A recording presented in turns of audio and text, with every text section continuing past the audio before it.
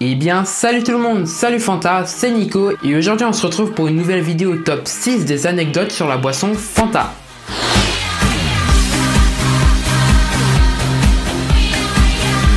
Tout d'abord, avant que la vidéo commence, je tiens à préciser que je participe au concours Fanta XU. Alors ce concours il est organisé par la marque Fanta et il a pour but de sélectionner 3 youtubeurs talent. L'une de ces 3 personnes sélectionnées pourront rejoindre l'une des 3 équipes disponibles pour pouvoir peut-être créer la nouvelle pub Fanta et recevront aussi des conseils et de l'aide pour YouTube. J'espère qu'elle vous plaira, allez c'est parti. Attendez, stop et allez voir dans la description et cliquez sur le lien Twitter pour liker et partager la publication. Elle contiendra un hashtag FantaXU et ce sera pour m'aider et que la publication soit vue par Fanta et que donc je sois sélectionné. Allez maintenant on commence. En numéro 1, saviez-vous que la célèbre boisson Fanta a été créée par le Troisième Reich, donc les nazis, en 1941 pour remplacer le Coca-Cola? Et oui, parce qu'au moment où les États-Unis sont entrés en guerre avec les nazis, les livraisons de sirop de Coca-Cola étaient donc stoppées.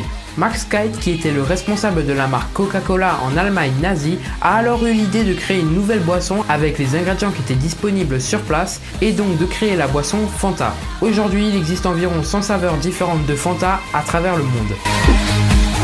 En numéro 2, savez-vous d'où vient le nom Fanta ? Eh bien non, ce nom est le résultat d'une brève séance de remue-ménage où Kite a commencé par dire à son équipe d'utiliser leur imagination. Et en allemand, imagination se dit Fantasy, et alors presque immédiatement, l'un de ses vendeurs, Joey Knipp, a alors déclaré Fanta. Et alors ce nom a tout de suite plu à l'équipe et il est resté. Aujourd'hui, la marque Fanta est connue à travers le monde pour ses pubs optimistes et très colorées, et aux États-Unis, les Fantanas sont un groupe de personnes porte-parole féminin où chacun a sa boisson Fanta avec un goût individuel. Et en numéro 3, à travers le monde il existe comme j'ai dit tout à l'heure à peu près 100 saveurs différentes telles que le Fanta Chocata roumain qui est fabriqué à partir d'extraits de fleurs de fèves des mers. Et aux Pays-Bas et en Suisse il existe également une saveur cassis de Fanta. Certaines saveurs sont forcément identiques dans les pays mais ont des noms différents dans d'autres marchés. Par exemple en 2003 la saveur orange classique est rebaptisée Fanta Funky Orange dans certains pays. En numéro 4, les principaux concurrents de Fanta sont Tango, Mirinda, Slice, Sumol, Orange Crush et Tropicana Twister.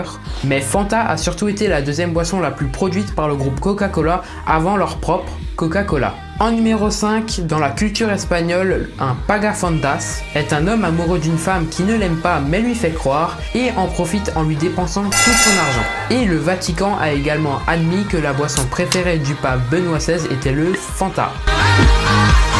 Et en numéro 6, pour fêter les 75 ans de Fanta, Coca-Cola a jugé bon de diffuser une publicité en Allemagne dans laquelle elle vante le bon vieux temps de la création de la boisson à l'orange. Sauf que qualifier le régime d'Hitler de 1940 de bon vieux temps s'est révélé être une bourde. D'ailleurs suffisamment importante pour arrêter la diffusion de ce clip. Et bien ça y est, la vidéo est terminée, j'espère qu'elle vous aura plu. Si c'est le cas, lâchez un gros like et dites-moi en commentaire s'il y a des choses à améliorer ou que vous avez des idées de vidéos. N'oubliez pas de vous abonner en cliquant sur la petite cloche et de partager tout ça comme d'habitude. Mais surtout cette fois-ci, retweetez le lien qui sera dans la description. Nous, on se voit pour une prochaine vidéo. Allez, ciao ciao!